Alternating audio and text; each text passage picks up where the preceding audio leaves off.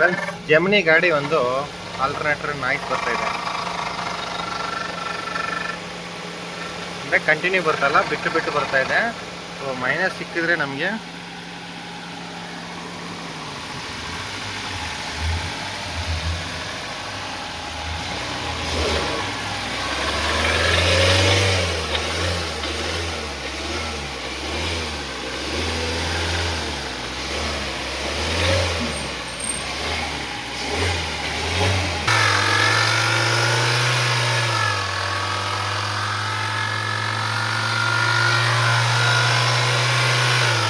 noise ನೋಡಿ ಎಷ್ಟು sound ಬರ್ತಾ ಇದೆ ಅಂದರೆ